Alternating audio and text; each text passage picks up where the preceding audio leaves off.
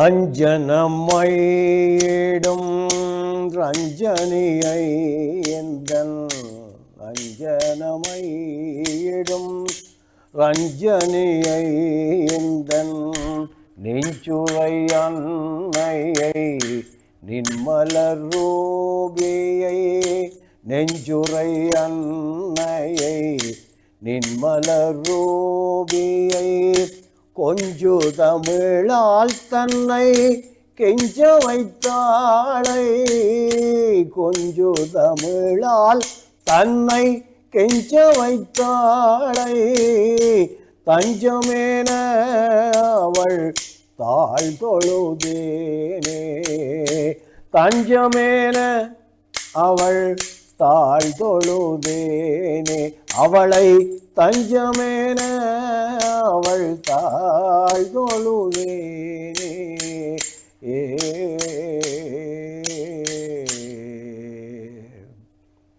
சிறியனை பாட வைத்து பேச வைத்து இசை சொற்பொழிவுகளூடாக அன்னைதாசனாக்கி அகில உலகத்துக்கும் இப்பொழுது கதையும் காலமும் என்ற தொடரிலே அந்த அபிராமிதாசனின் அம்புலியில் அமாவாசையில் அம்புலி என்ற தலைப்பிலான இந்த தொடரை சிறியன் செய்வதற்கு வாய்ப்பை நல்கியிருக்கிறார்கள் இந்த ஓம் டிவியினர்.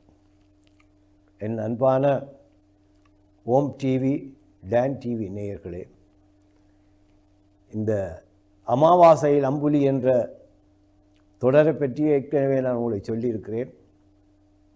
அந்த வகையிலே அங்கே திருக்கடவூர் அபிராமி அம்மைக்கு அர்ச்சகராக அமிர்தலிங்க ஐயர் இருக்கிறார்.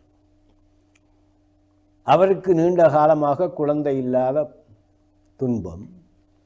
அதற்காக அவளை வேண்டுகின்றார். வேண்டினவுடனே அம்பாள் இறங்குகிறாள். இறங்கி அவளுக்கு ஒரு அருமையான ஆண் குழந்தையை கொடுக்கிறாள். அந்த ஆண் குழந்தை வளர்கிறது. படித்து கேள்விகளிலே சிறந்தவனாக வருகின்றான். ஆனால் அப்பாவின் வழியிலே அவன் அன்னைக்கு பூசை செய்கின்றான். அன்னையை பூசை செய்வது மட்டுமல்ல, அவளோட கதைக்கிறான். இப்பொழுது இவன் 18 வயது இளைஞனாகிவிட்டான். ஆனாலும் அவனது உள்ளத்திலே அந்த குழந்தை தன்மை தான் இருக்கிறது. அதனால் என்ன செய்கிறான்? அபிராமியே என்று நினைத்து, தாய்தான் என்று நினைத்து போகின்ற வருகின்ற இந்த பெண்களோடு அவன் அளவலாக வழிகிறான். இங்கே தான் பிரச்சனை வருகிறது. நாங்கள் வழிபட போகிறோம். சில வேளைகளிலே எங்களை மீறி நாங்கள் அந்த பக்தி மார்க்கத்திலே போகின்ற வருகின்ற சில ஆட்களோட ஈடுபாடு அவர்களை பார்க்க அம்பிகமாய் தெரியும். அதனாலே சில வேளை கதைக்கும் பொழுது இந்த இளைஞர்கள் கதைத்தால் அதோட வித்தியாசமாக பார்ப்பார்கள். பார்க்குறவர்களுக்கும் வித்தியாசமாக இருக்கும். சில வேளை சம்பந்தப்பட்டவர்களுக்கும் அது வித்தியாசப்படலாம். எனவே என்ன செய்தார்கள்? அவர்கள் எல்லாரும் பார்த்தார்கள். இவன் அம்மா அம்மான்னு சொல்லி அந்த போகின்ற வருகின்ற இளம் பிள்ளைகளுக்கு பெரியாக்கள் பொம்பளைகள் எல்லாரோடும் கதைக்கிறான். அதை பார்ப்பவர்களுக்கு அசிங்கமாக தெரிகிறது.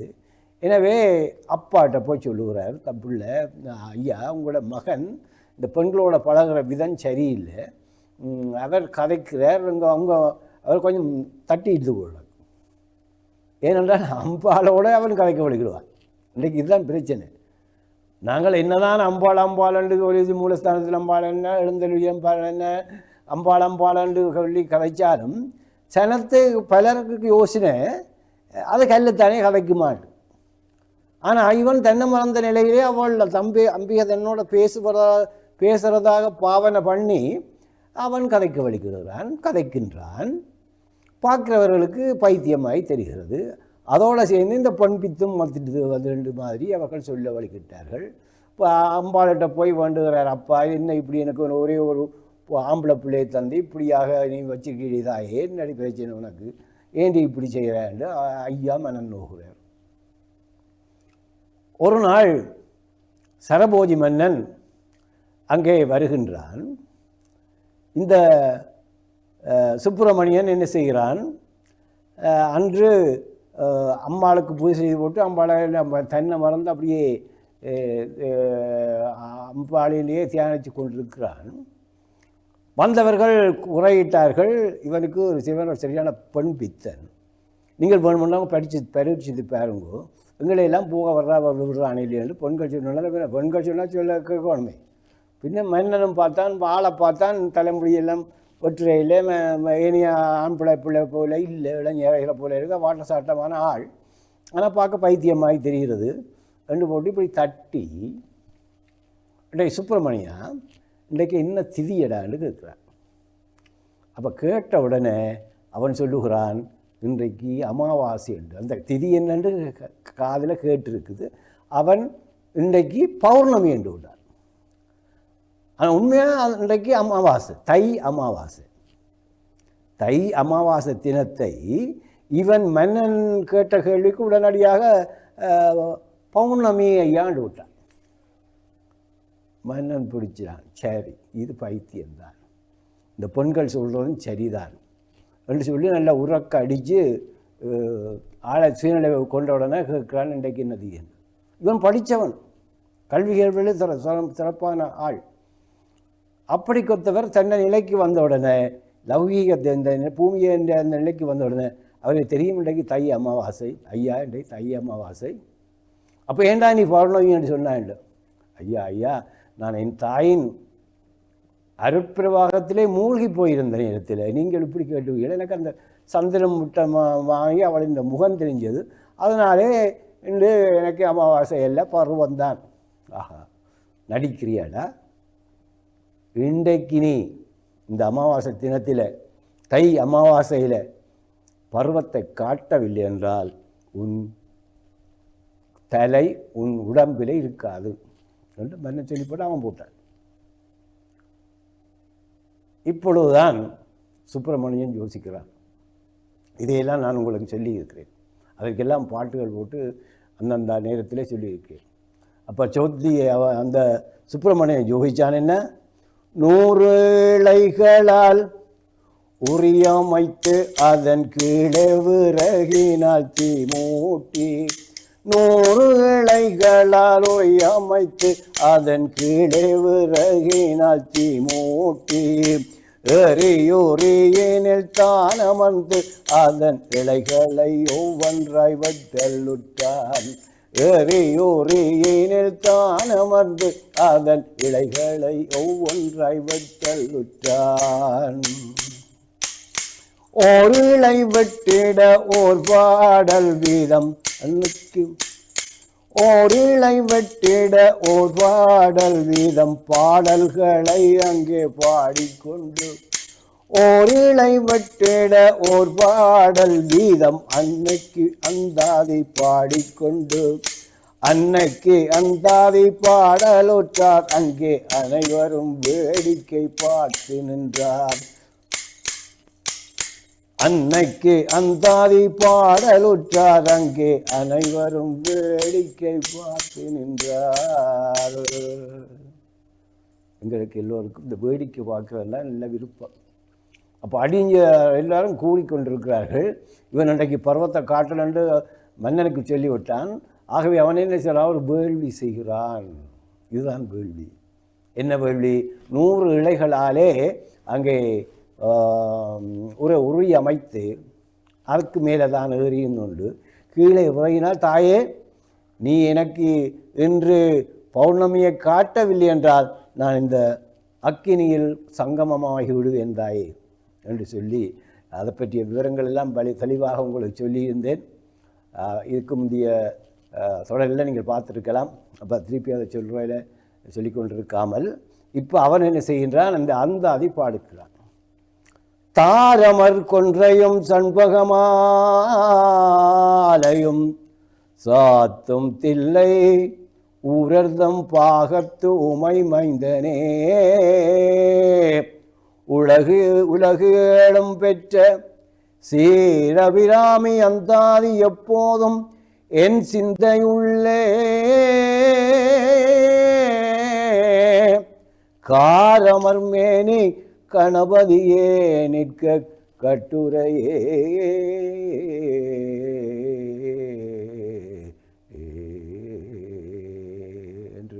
செய்யுளோட தொடங்கினவன் உதிக்கின்ற செங்கதிர் உச்சி போன முறை அதை சொல்லியிருக்கிறேன். இப்படியாக வந்தவன் சொன்னான், பூத்தவளே பூவனம் 14 பூத்த வண்ணங் காத்தவளே, பின் கரந்தவளே கரை கண்டனுக்கு மூத்தவளே,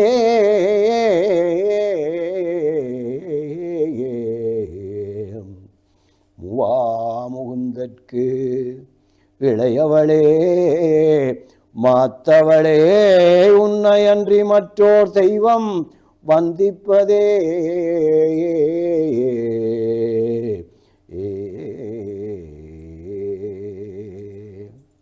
சொல்வார் அந்த உறுதிப்பாட்டை பாருங்கள். உன்னை அன்றி நான் வேறோர் செய்யறத வழிபட மாட்டேனம்மா. இங்கே தான் நாங்கள் இப்போ எல்லாரும் ஓடி திரிகிறோம் பாருங்க.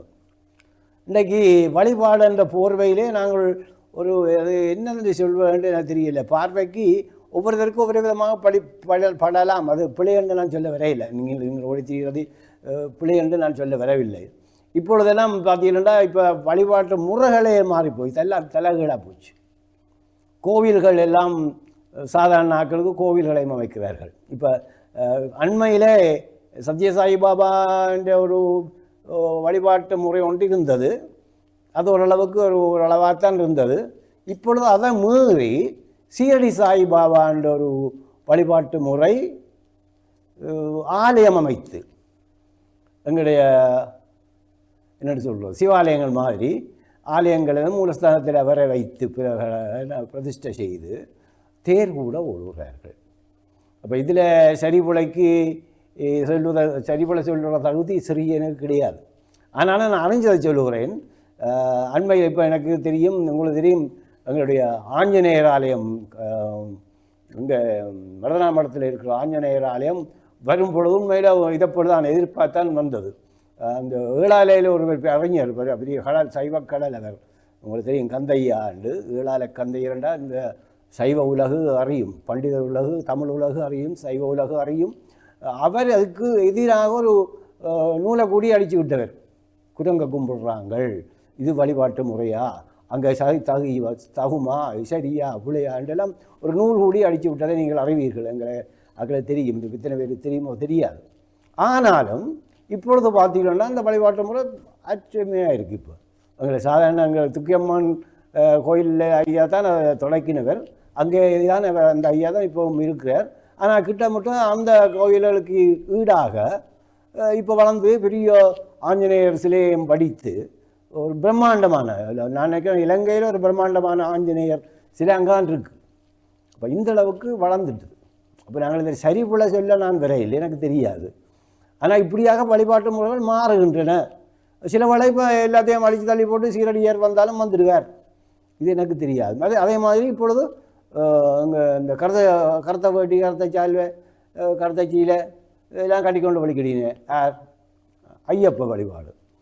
அப்போ அதை பிழையே சொல்ல மாட்டேன், நான் பிழையன்று நான் சொல்ல வரையில். ஆனால் வழிபாட்டு முறைகள் மாறுகின்றன. இது எவ்வளவு தூரத்துக்கு சைவத்துக்கு நல்லதுன்றதே எனக்கு தெரியாது. சைவத்துக்கு கேடுதான் இது, நல்லதுன்று நான் சொல்ல வரையில். நான் ஒரு பிரசங்கியார், கொஞ்சம் படித்த நான், கொஞ்சம் தெரியும், சைவமும் தெரியும், தமிழும் கொஞ்சம் தெரியும். ஏதோ இந்த உலகுக்கு நான் கொஞ்சம் விட்டு செல்லுகிறேன். இப்போ இதெல்லாம் எச்சங்கள்லாம், என்னுடைய எச்சங்கள்லாம், அதாவது நான் இந்த உலகுக்கு விட்டு செல்லுகிற எச்சங்கள். இந்த வகையிலே தான் இப்போ இந்த அமாவாசை அம்புலியையும் செய்திருக்கேன். இப்போ இந்த அமாவாசை அம்புலி என்ற விஷயத்தை பல பேர் பல விதமாக செய்து கொண்டிருக்கிறார்கள். கதாபிரசங்கமாக, சொற்பொழிவாக, கதையாக சொல்லி கொண்டிருக்கிறார்கள். ஆனால் சிறியனது பாங்க நீங்கள் பார்ப்பீர்கள், பார்த்து கொண்டிருக்கிறீர்கள். ஆகவே இது அப்படியான ஒன்றல்ல, கொஞ்சம் வித்தியாசமாக இருக்குது. ஆனால் கருப்பொருள் ஒன்று தான். ஆகவே இப்பொழுது இந்த வழிபாட்டு முறைகள் எல்லாம் மாறின உடனே என்ன நடக்க போகுதோ எனக்கு தெரியல. ஆனால் இவன் என்ன செய்கிறான், அம்பாளை பற்றி வர்ணிச்சு பாடி, இப்போ தை அமாவாசையில் எங்கள் எல்லோரும் தெரியும், இப்போ போன தை அமாவாசையில் அவராயப்பட்டதை கொண்டாடாத அம்மன் கோயில்கள் இருக்கான்னு நினைக்கிறேன். இணையமாக அம்மன் கோயில் எல்லாத்திலும் இந்த அபிராமிப்பட்டருடைய விழா தை அமாவாசையிலே சிறப்பாக கொண்டாடினாலும் கூட 2-3 கோயிலில் போய் பிரசங்கம் பண்ணி போட்டு தான் வந்தேன். அப்போ அவர்களுக்கெல்லாம் என்னை கூப்பிடுவாங்க. நாங்கள் பக்கவாத்திய சகிதமாக இதெல்லாம் செய்கிறோம். நாங்கள் அந்த நாளையிலே இன்னும் கூட ஒரு நாளைக்கு எனக்கு 5 ப்ரோக்ராம் கிட்ட வரும். இப்போ இந்த முறையாக 3 கோயிலெலாம் பாட கிடைச்சது. அது பிரசங்கமாக பக்கவாத்திய சகிதமாக செய்தினாங்க. அப்போ வேறு இந்த டிவிகள் அதுகள் போர்க்காலம், அந்த 30 ஆண்டு காலத்துக்கு உள்ளப்பட்ட கதையைத்தான் நான் இப்போ உங்களுக்கு சொல்லுறேன். அந்த போர்க்காலத்தில் ஆலயங்களில் பொழுதுபோக்குக்காக இப்படியான உபன்யாசங்களை அதை செய்யுங்க, பேசுங்க, பாருங்க. இப்போ பேச்சு கேட்க ஆக்கள் இல்லையே. இது எத்தனை பிரசங்கமாக இருந்தாங்க. இப்போ பேச்சு கேட்குற ஆக்களில் அங்கே அறுப்பு திருப்பா சிலர் அது ஒரு விதமான ஒன்று நடக்குது. அப்படி சொல்ல நான் வர இல்லை. அது ஒரு விதமாக ஒன்று நடக்குது. அதுவும் ஒரு குறிப்பிட்ட ஆலயங்களில் மட்டும்தான் குறிப்பிட்ட விதமாக குறிப்பிட்டவர்களைத்தான் அவர்களும் வச்சுக்கிறார்கள். ஆக கேட்கிறார்கள். அவைகளுக்கு ஒரு வழியும் இல்லை. இப்போ என்ன பிரச்சனைனா நீங்கள் கேட்டே ஆகணுமென்ற நிலையில் தான் அந்த எனக்கு அடியார்கள் இருக்கிறேன். பிரசங்கம் கேட்கணுமென்றாக்கான இவர்கள் வரையில் வந்துட்டுல கோயிலுக்கு என்ன செய்யறது கேட்கணும். நாங்கள் ரெண்டு போட்டு முந்தி பிரசங்கத்துக்கு ஆக்கள் வருவேன். நிலைமை காலம் எல்லாம் இப்படியே மாறிட்டு. அப்போ இப்படியாக பாட வெளிக்கிட்டு கடைசியாக 22ஆம் பாடலில் பாருங்க, கொடியே இளவஞ்சி கொம்பே எனக்கு வம்பே பழுத்தபடியே மறையின் பரிமளமே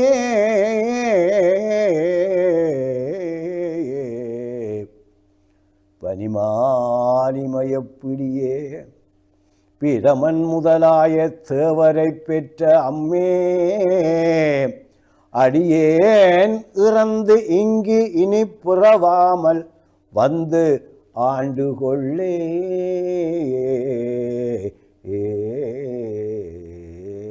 இந்த செய்யுள்ளே 22வது செய்யுள்ளே அவரது உள்ளம் காட்டப்படுகிறது. பாருங்கள், இப்போ பிரச்சனைனா நாங்கள் வழிபடுற ஒவ்வொருத்தரும் எங்கள் தெய்வங்களை தான் முதன்மைப்படுத்தி பேசுவோம். இப்போ சிறி சாய் கும்பிட்றாக்களை கேட்டிங்கன்னா சிவன் சக்தியெல்லாம் போச்சா சிவன் தான் அவரன்னு சொல்லி போடினேன். அடே அப்பா, சிவன் நீங்கள் அப்படி என்ன பண்ண சிவனே நீங்கள் உண்டார்கள், நீங்கள் சரியாக வழுங்க, ஏன் சிவன் தான் அவரன்று சொல்ல வேண்டியதாக இல்லையே. அப்போ சிவன் தான் அவரன்று சொல்கிற அளவுக்கெல்லாம் நீங்கள் சிவனையும் விதமாக யோசிக்கிறீர்கள் இல்லவோ. ஆகவே இவையெல்லாம் என்ன நன்மையோ தீமையோ எனக்கு ஒன்றும் விளங்க இல்லை. ஆனால் நாங்கள் சிவனைத்தான் முழு கடவுளாக சொல்கிறோம், சைவம் சொல்லுகிறது. அதே போல் சிவன் பாதி அம்மா. அப்போ அவன் என்ன சொல்கிறான் பாருங்கோ, பழுத்தபடியே மறையும் பரிமலை மணிமை பிடிய பிரமன் முதலாக தேவரை படைத்த அம்மே என்று விட்டார். அப்போ இதில் இருந்து அம்மன் சக்தி உங்களுக்கு விளங்கும் நினைக்கிறேன். உண்மையில் அடியேன் அம்மனை அனுபவித்து கொண்டிருக்கிறேன். இப்பொழுதும் அம்மனுக்கு பாடிக்கொண்டிருக்கிறேன். உண்மையில் இன்று கால கூட செவ்வாய் ஞாயிறு வெள்ளி இந்த 3 நாளும் நான் நடமாடும் தெய்வமாக இருக்கின்ற அம்பிகையை தொழுது கொண்டிருக்கேன். அதை எத்தனை பேருக்கு பிடிக்குமோ பிடிக்காத தெரியாது. நான் வளர்வு எப்படி இந்த அபிராமிதாசன் அபிராமியை கொண்டாடினானோ அன்னைதாசன் இந்த அன்னையை கொண்டாடுகிறான், பாடிக்கொண்டிருக்கேன். என்னோட பார்க்க இது இந்த ஒரு கொட்டில் இருந்தவள் ஐயா, அந்த தாய், நான் பாடுகின்ற தாய். கொட்டிலே குடியிருந்தாய், கோபுரமும் கொண்டு விட்டாய், கருவறையை கருங்கல்லால் கவினுறவே ஆக்கிவிட்டாய். இப்படி பெரிய நீண்ட பாடெல்லாம் பாடி வச்சுக்கிறேன். அப்போ அந்த கொட்டில் இருந்த தாய் இப்பொழுது கோபுரம் வந்து கருங்கல்ல கருவறை காட்டி தேரோடி தீத்தமாடி தீத்தத்தலாம் வச்சு இப்படியெல்லாம் வளர்ந்துட்டாள். அப்போ இதுவும் ஒரு விதமான வளர்ச்சி தானே. ஆக இந்த அம்பிகை வழிபடுபவர்கள் எல்லாம் அதைத்தான் பெருசுன்னு சொல்லுவார்கள். பாருங்க, தேவரை பெற்ற அம்மே அடியே நிறந்து இங்கு புறவால் வந்து ஆண்டு கொள்ள. நீ எனக்கு வர வேணும், எனக்கு நல்ல மனுஷிதா, நல்ல புள்ளதா, நல்ல கல்விதா, நல்ல செல்வந்தா என்று அவன் கேட்கல. பாருங்க, இப்போ நாங்கள் என்ன செய்கிறோம், இப்போ போன கிழமை இது நடந்த உண்மையான சம்பவம் சொல்கிறேன் கேளுங்கோ. என்னுடைய நான் வழிபடுகின்ற அம்மன்கிட்ட ஒரு புள்ளியோ அந்த தாய் கொண்டு வந்தா. இதை ஒரு சந்தர்ப்பத்திலும் வேறு சொன்னாங்க. அதனால் புண்ணி நடந்த கதை இப்போ அனுபவித்து கொண்டிருக்கிறதே சொல்கிறேன் உங்களுக்கு. இயலாத பிள்ளை விழுது, வாணி இப்படி ஊற்றுப்படுது, பிள்ளை விழுது, தாய் அணைச்சி வச்சிருக்கிறாள். அம்மன் அணைச்சி அதுக்கு விபூதி போட்டு அப்படியெல்லாம் சுற்றி கொண்டு வந்திருக்கிறா. நிச்சயமாக அவனுக்கு மாறுமென்று நான் நினைக்கிறேன். அப்போ இப்படியாக அருள்ன்றது அன்றோட செத்து விட இல்லையா, இன்றும் பேசுகின்ற தெய்வங்கள் இருக்கிறது. இந்த பேசும் தெய்வங்கள் சில வேளையில் என்ன பிரச்சனை என்றால், இந்த பல பேரும் போய் அவைகளோட பழகிறபடி அவைகள் தனியாக இருக்கும் பொழுது இந்த இவையல் வந்து கடுத்து விடுறது. அப்போ அந்த சொல்ல அவைகள் கேட்கறதால சில வேளையில் அந்த அருள் நிலையை மாறி அவர்கள் சைட் பண்ண அதாவது என்ன ஒத்து உதுற தன்மைகள் பெறபடியால் சில இடங்களில் பிசகி போய் பல தெய்வங்கள் பேசுகின்ற தெய்வங்கள் எல்லாம் வாய் மூடிக்கொண்டிருக்கிறது. உண்மையாக திருவருள் கொட்டுகின்ற தெய்வங்களாக சிலது இப்பொழுதும் விழுந்து கொண்டு தான் இருக்கு. பல தெய்வங்கள் பேச வழிகிறது. போர்க்கால சூழலில் குறிச்சிக்கு குறிச்சி பேசுகின்ற தெய்வங்கள் இருந்தன. குறி சொல்கிறாரு சொல்லி வெளிநாட்டுக்கு போக சொல்லும், வருத்தம் மாற சொல்லும், அப்படி சொல்லும். பல இடங்களில் இருந்தவை. இப்போ எல்லா இடம் மற்றெல்லாம் அழிஞ்சு போச்சு. நான் பாடுகின்ற தாய் இப்பொழுதும் அவள் அருள் கொள்ளி கொண்டிருக்கிறாள். ஏனென்றால் அவள் அசையாதவள். எனவே அன்பானவர்களே, அவன் சொல்லுறான், கேட்கிறான், இனி இங்கு புறவாமல் வேணும் தாயே, எனக்கு வேறொன்று நீ தரவேண்டாம் என்று சொல்லுகின்ற பாடலாக இந்த 22ஆம் பாடல் அமைந்தது என்று சொல்லி மீதியை தொடர்வேன். நன்றி, வணக்கம்.